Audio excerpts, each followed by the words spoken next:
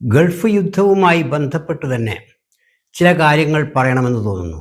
ഒന്നാമതായി, ഇറാൻ ഒരു വാണിംഗ് പുറപ്പെടുവിച്ചിട്ടുണ്ട് ലോകത്തോട്. അതായത് 9/11 മോഡലിൽ ഒരു ആക്രമണം ഉണ്ടാക്കി അതിൻ്റെ വിരോധം ഇറാനെതിരെ തിരിച്ചുവിടാനുള്ള ഒരു സൂത്രം പ്രയോഗിച്ചേക്കാം അമേരിക്കയും ഇസ്രയേലും കൂട്ടായി എന്നുള്ളതാണ് ആ മുന്നറിയിപ്പ്. അപ്പോൾ നമ്മൾ സ്വാഭാവികമായും ചിന്തിക്കുക, ന്യൂയോർക്കിലെയോ മറ്റേതെങ്കിലും അമേരിക്കൻ നഗരങ്ങളിലെയോ ഏതെങ്കിലും ഉയർന്ന കെട്ടിടങ്ങൾക്ക് അതേപോലെ വിമാനം കൊണ്ടോ മറ്റ് ആക്രമണങ്ങൾ നടത്തും എന്നായിരിക്കും നമ്മൾ ഉദ്ദേശിക്കുക. പക്ഷെ അങ്ങനെയല്ല. സത്യത്തിൽ ഇറാൻ പറയാത്തൊരു കാര്യമാണ് പറയാൻ ഉദ്ദേശിക്കുന്നത്. കാരണം ഈ യുദ്ധത്തിൽ അമേരിക്കയോടും ഇസ്രയേലിനോടും ഒപ്പം സഹകരിക്കാത്ത ചില രാജ്യങ്ങളുണ്ട്. ഉദാഹരണത്തിന് സ്പെയിൻ പോലെയുള്ള, ഇറ്റലി, സ്പെയിൻ, സ്വിറ്റ്സർലാൻഡ്, ഇവരൊന്നും വേണ്ട വിധത്തിൽ ഇറാഖിലും മറ്റും സഹകരിച്ച അതേ രീതിയിൽ അതേ ഡിഗ്രിയിൽ സഹകരിച്ചിട്ടില്ല എന്ന് കാണാം. പൊതുവേ യൂറോപ്പ്, ബ്രിട്ടന്റെ ചില സഹകരണങ്ങളൊക്കെ ഉണ്ടെങ്കിലും പൂർണ്ണമായൊരു സഹകരണം എന്ന് പറയാനാവാത്ത വിധമാണ് യൂറോപ്പിൻ്റെയും ഇംഗ്ലണ്ടിൻ്റെയും ഒക്കെ നിൽപ്പ്. ഈ അവസ്ഥയിൽ വേണം നമുക്ക് ഈ ചതിയെക്കുറിച്ച് കാണാൻ. കാരണം അന്ന് അമേരിക്കയിലെ ഇരട്ട ഗോപുരങ്ങൾക്ക് നടന്ന ആക്രമണത്തിന്റെ അതേ മാതൃകയിലായിക്കൊള്ളണം എന്നില്ല. അത് ചിലപ്പോൾ സ്പെയിനിലാവാം, യൂറോപ്പിലെ ഒരു ന്യൂട്രൽ പൊസിഷൻ എടുത്ത രാജ്യത്താകാം ഒരു പക്ഷേ ഇത്. കാരണം അവരെ കൂടി യുദ്ധത്തിലേക്ക് പങ്കാളികളാക്കാൻ, അവരെ കൂടി ഇതിലേക്ക് എടുത്തെറിയാൻ അത് മാത്രമേ മാർഗമുള്ളൂ. കാരണം നാറ്റോ കരാറുകളുടെ ചുരുക്കം ഇങ്ങനെയാണെന്ന് കേൾക്കുന്നു. അതിലെ അംഗരാജ്യങ്ങളിൽ ആർക്കെങ്കിലും എന്തെങ്കിലും സംഭവിച്ചാൽ മറ്റു രാജ്യങ്ങൾ അതോട് സഹകരിച്ചു കൊള്ളണം എന്നുള്ളതാണത്രേ അതിൻ്റെ. ആ രീതിയിലാണ് അമേരിക്ക ആക്രമിക്കപ്പെടുമ്പോൾ മറ്റു രാജ്യങ്ങൾക്ക് ധാർമ്മികമായി അതിൽ പങ്കുചേരാനുള്ള, അമേരിക്ക ചെയ്യുന്ന യുദ്ധത്തോടൊപ്പം ചേരാനുള്ള ഒരു ധാർമ്മിക ഉത്തരവാദിത്വം ഉണ്ടാക്കുന്ന തരത്തിൽ എന്തൊക്കെയോ കരാറുകളുണ്ടെന്ന് കേൾക്കുന്നു. ഈ അർത്ഥത്തിൽ മറ്റ് ന്യൂട്രൽ രാജ്യങ്ങളെ, ഈ യുദ്ധത്തിൽ പങ്കുചേരാത്ത ന്യൂട്രൽ രാജ്യങ്ങളെ കൂടി ഈ യുദ്ധത്തിൽ പങ്കാളികളാക്കാനുള്ള ഒരു തന്ത്രം അവർ മെനഞ്ഞേക്കാം എന്നുള്ളതാണ് ഇറാൻ പുറപ്പെടുവിച്ച മുന്നറിയിപ്പിന്റെ ചുരുക്കം. ആ ആക്രമണം ന്യൂയോർക്കിൽ കാത്തിരിക്കേണ്ട, അതൊരു പക്ഷേ യൂറോപ്പിലായിരിക്കാം, ഒരു പക്ഷേ സ്പെയിനിലാവാം. ഇത്രയേ പറയുന്നുള്ളൂ. ഇസ്രായേലിന്റെ പ്രധാനമന്ത്രി ഈ യുദ്ധത്തിൽ തട്ടിപ്പോയി ജീവഹാനി നേരിട്ടു എന്നൊക്കെ പറയുന്നുണ്ടെങ്കിലും ഇസ്രായേലികൾ ഈ കഴിഞ്ഞ ഒരാഴ്ചയായി അങ്ങനെ സംഭവിച്ചിട്ടില്ല എന്ന് കാണിക്കാൻ വേണ്ടിയുള്ള വലിയ പരിശ്രമത്തിലാണെന്ന് കാണാം. 2 വീഡിയോകൾ AI നിർമ്മിതികൾ ഇപ്പോൾ രംഗത്തിറങ്ങിക്കഴിഞ്ഞു എന്നാണ് പൊതുവെ ചർച്ചയും സംസാരവും നടക്കുന്നത്. അവ രണ്ടും ചീറ്റിപ്പോയി എന്നും കേൾക്കുന്നു. എന്തോ സംഭവിച്ചു എന്നുള്ള കാര്യത്തിൽ ആർക്കും ഒരു സംശയവുമില്ല. എന്ത് സംഭവിച്ചു എന്നതിലേ സംശയമുള്ളൂ. അതായത് നെതന്യാഹു പൂർണ്ണ ഊർജ്ജസ്വലതയോടെ യുദ്ധത്തെ നയിക്കാൻ മുൻനിരയിൽ ഇല്ല എന്നുള്ളതൊരു വസ്തുതയാണ്. അദ്ദേഹം ഒളിവിലാണോ, അന്യരാജ്യത്താണോ, അതല്ല ഇറാനികൾ ചിലർ അവകാശപ്പെടുന്നത് പോലെ അദ്ദേഹത്തിന് ജീവഹാനി സംഭവിച്ചോ എന്ന് പറയാനാവില്ല. എങ്കിലും ഇല്ലാത്തൊരു നെതന്യാഹുവിനെ ഉണ്ടാക്കാനുള്ള ഒരു വിഫല ശ്രമം ഇസ്രായേലിന്റെ ഭാഗത്തു നിന്ന് ഉണ്ടാവുന്നുണ്ട് എന്ന് വേണം ഈ AI നിർമ്മിതികൾ വെച്ച് നോക്കുമ്പോൾ മനസ്സിലാക്കാൻ. മൂന്നാമത്തെ കാര്യം അല്പം തമാശ നിറഞ്ഞതാണ്.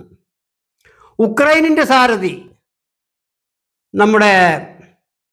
അദ്ദേഹത്തിന്റെ പേരെന്താണ്, സെലൻസ്കി, ഗൾഫ് രാജ്യങ്ങളെ വേണമെങ്കിൽ രക്ഷിക്കാൻ കാശ് തന്നാൽ രക്ഷിക്കാമെന്ന് പറയുന്നു. ഇറാനിൽ നിന്ന് വരുന്ന ഡ്രോണുകളെയും മിസൈലുകളെയും തടുക്കാനുള്ള സംവിധാനം അയാളുടെ കയ്യിലുണ്ടെന്നും അതുകൊണ്ട് ഗൾഫ് രാജ്യങ്ങളെ 6-7 രാജ്യങ്ങളുണ്ട്, അവരെ മുഴുവൻ ഇയാൾ രക്ഷിക്കാമെന്നാണ് പറയുന്നത്. പക്ഷേ കാശ് കിട്ടണം എന്നുള്ളതാണ് മൂപ്പരുടെ ഡിമാൻഡ്.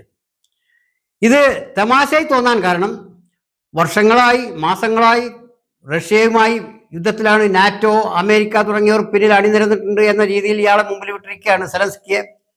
ഇനിയും അവിടെ ഒരു അറുതി അതിന് വന്നിട്ടില്ല, ആക്രമണത്തിൽ നിന്ന് പൊറുതി കിട്ടിയിട്ടില്ല, നിലത്ത് നിൽക്കാൻ കഴിഞ്ഞിട്ടില്ല. അങ്ങനത്തെ ആള് ഇറാന്റെ മിസൈലുകളെയും ഡ്രോണുകളെയും തടുക്കാനുള്ള സംവിധാനവുമായി കാശ് കിട്ടിയാൽ വന്ന് ഗൾഫിനെ രക്ഷിക്കാമെന്ന് ഓഫർ ചെയ്യുകയാണത്രേ. ഇതൊരു തമാശയല്ലാതെ മറ്റെന്താണ്? മറ്റൊരു കാര്യം ഈ യുദ്ധവുമായി ബന്ധപ്പെട്ട് പറഞ്ഞു കേൾക്കുന്നത്, ഹോർമൂസ് കടലിടുക്കിലൂടെ കപ്പലുകളെ കടത്തിവിടാൻ ഡോളറിന് പകരം യുവാൻ, ചൈനീസ് യുവാൻ കറൻസി കൊടുത്താലേ സാധിക്കുകയുള്ളൂ. അതായത് അന്താരാഷ്ട്ര തലത്തിൽ ഡോളറിന് പകരം വെക്കാൻ ചൈനയുടെ കറൻസിയെ യുവാനെ ഉപയോഗപ്പെടുത്താൻ ശ്രമിക്കും എന്ന് ഇറാൻ പറഞ്ഞതായി കേൾക്കുന്നു. എത്രമാത്രം വാസ്തവമുണ്ടെന്ന് അറിഞ്ഞുകൂടാ. ഏതായാലും ഈ അടുത്ത 10 വർഷത്തേക്കെങ്കിലും US ഡോളറിന് പകരം വെക്കാൻ മറ്റൊരു നാണയം, മറ്റൊരു കറൻസി ഉണ്ടാവുമെന്ന് തോന്നുന്നില്ല. ഈ യുദ്ധം ചില മാറ്റിമറിച്ചിലുകളൊക്കെ ഉണ്ടാക്കിയേക്കാമെങ്കിലും, ലോകക്രമത്തിൽ ചില മാറ്റങ്ങൾ വരുത്തിയേക്കാമെങ്കിലും അതെല്ലാം ദീർഘമായ ഒരു പ്രോസസ്സ് എടുക്കേണ്ട കാര്യമായതുകൊണ്ട് അഭിപ്രായം പറയാനില്ല. ഈ യുദ്ധം ആരംഭിച്ച് ഒരാഴ്ച കഴിഞ്ഞപ്പോൾ തന്നെ പറഞ്ഞു കേൾക്കുന്നതാണ് അമേരിക്ക സാമ്പത്തികമായി തകർന്നു പോകും ഈ യുദ്ധത്തിലൂടെ എന്ന്. കാരണം ഇറാന്റെ വില കുറഞ്ഞ ഡ്രോണുകളെയും മിസൈലുകളെയും തടുക്കാൻ കോടിക്കണക്കിന് വിലയുള്ള മറ്റു വസ്തുക്കളാണ് അമേരിക്ക ഇസ്രായേലിലും മറ്റും ഉപയോഗിക്കുന്നത്, ഗൾഫ് രാജ്യങ്ങളിലും അവരുടെ വകയായി ഉപയോഗിക്കുന്നത്. അതുകൊണ്ട് ഓരോ ഡ്രോണുകൾ അയക്കുമ്പോഴും ഓരോ മിസൈൽ അയക്കുമ്പോഴും കോടാനുകോടിയുടെ നഷ്ടമാണ് അമേരിക്കക്കും ഇസ്രായേലിനും സംഭവിക്കുന്നത് എന്നാണ് പറഞ്ഞു കേൾക്കുന്നത്. ഏതായാലും അമേരിക്ക വളരെ കച്ചവടക്കണ്ണുള്ള ഒരു വിഭാഗമാണ്. അവരുടെ കൂട്ടാളികൾ ഇസ്രായേലികളാകട്ടെ, അവരെക്കുറിച്ച് ഒരു ചൊല്ല് തന്നെയുണ്ട്. ഒരു ജനലിലൂടെ പുറത്തേക്കൊരു ഇസ്രായേലി വീഴുന്നത് കണ്ടാൽ മനസ്സിലാക്കാം അതിലെന്തോ ലാഭമുണ്ടെന്നാണെന്ന്. ഇങ്ങനെ ഒരു ചൊല്ല് യൂറോപ്പിലുള്ളതാണ്, നിലനിൽക്കുന്നതാണ്. എന്ന് പറഞ്ഞതുപോലെ ഈ യുദ്ധത്തിൽ അമേരിക്ക അത്ര പൊട്ടണമൊന്നുമല്ല. ഏതായാലും ആ കാശ് മുഴുവനും അറബ് ഗൾഫ് രാജ്യങ്ങളിൽ നിന്ന് അമേരിക്ക ഈടാക്കിയിരിക്കും, സംശയമേ വേണ്ട. ആ പാകത്തിനാണ് അവരെ ആക്കി വെച്ചിട്ടുള്ളത്.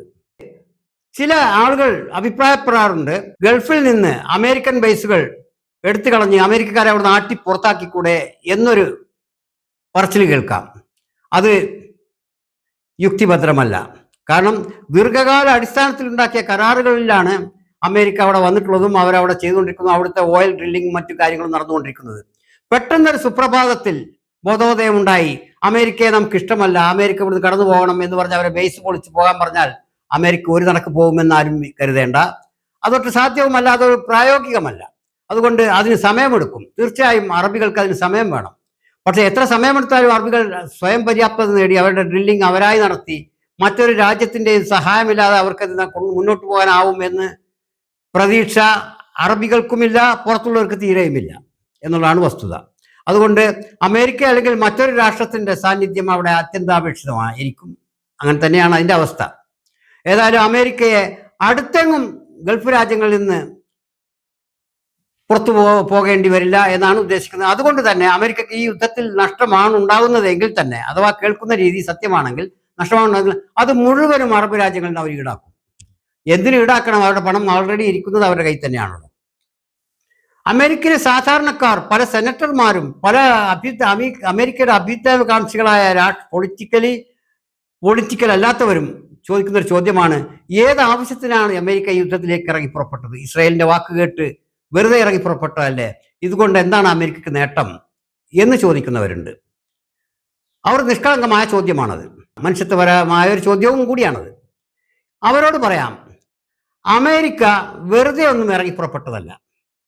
അവർക്ക് കിട്ടിയാൽ ഒരു രാജ്യം ഇറാൻ, അതിൻ്റെ ധാതു വിഭവങ്ങൾ, പ്രത്യേകിച്ച് മദുറോയുടെ വെനസ്വേല കിട്ടിയ സ്ഥിതിക്ക് ഇറാന്റെ കൂടി ആവശ്യം അവർക്കുണ്ട്. അതിനുള്ള സാങ്കേതിക കാര്യങ്ങൾ ഇവിടെ വിശദീകരിക്കുന്നില്ല. ആ രീതിയിൽ ഇറാൻ കൂടെ കിട്ടുകയാണെങ്കിൽ അവർക്ക് വലിയൊരു ആഗോള കച്ചവടത്തിന്റെ സാധ്യതകൾ അവിടെ തെളിഞ്ഞു കാണുന്നുണ്ട്. ഒന്നുകിൽ അതല്ല, പരാജയപ്പെടുകയാണെങ്കിൽ അമേരിക്കൻ ആയുധ കമ്പനികൾക്ക് 3 ഷിഫ്റ്റ് കൃത്യമായി വർഷക്കണക്കിന് പണിയെടുക്കാനുള്ള ഓഫർ കിട്ടും. ആയുധ കച്ചവടം പൊടിക്കും. അത് തന്നെയാണ് ഇതിലെ പ്രത്യേകം പ്ലസ് പോയിന്റ്. എങ്ങനെ വീണാലും 4 കാലിൽ പൂച്ച വീഴുന്നത് പോലെയാണ് അമേരിക്കയുടെ സ്ഥിതി, ഇസ്രായേലിന്റെ സ്ഥിതി. അമേരിക്കക്ക് ഇറാൻ ഏതായാലും അവർ ഉദ്ദേശിച്ച രീതിയിൽ അത്ര എളുപ്പം കൈക്കലാക്കുക സാധ്യമല്ല. ലോകം മുഴുവൻ ആഗോള ശക്തികൾ, കൊളോണിയൽ ശക്തികൾ പങ്കിട്ടെടുത്തപ്പോഴും ഇറാനെ അവർക്ക് പങ്കുവെക്കാൻ കിട്ടിയിട്ടില്ല എന്നുള്ളതാണ് സത്യം. ആ അവസ്ഥയിൽ ഇനിയിപ്പോൾ ഇറാൻ ഒരു വിദേശാധിപത്യത്തിന് കീഴിൽ പൂർണ്ണമായി സമാധാനപരമായി അവിടുത്തെ പ്രകൃതി വിഭവങ്ങൾ സുഖമായി ശാന്തമായി കയറ്റിക്കൊണ്ടുപോകാനാകുമെന്ന് പ്രതീക്ഷിക്കുകയേ വേണ്ട. ഒറ്റ നടക്ക് അത് പോവില്ല, അത് ഉറപ്പാണ്. ഇവിടെയൊക്കെ എപ്പോഴും പറയാനുള്ളത് പോലെ അറബികൾക്ക് എന്തെങ്കിലും സംഭവിച്ചാൽ കരയാൻ കുറച്ച് കാക്കമാരുണ്ടാവും. പക്ഷേ കൈകൊട്ടിച്ചിരിക്കാൻ കുറച്ച് സംഘി ക്രിസംഗികളും. യഥാർത്ഥത്തിൽ കാക്കമാരേക്കാൾ സംഘി ക്രിസംഗികൾക്കാണ് ഗൾഫ് രാജ്യങ്ങളെ കൊണ്ട് മെച്ചം എന്ന കാര്യം ഇവിടെ എടുത്തു പറയുന്നില്ല.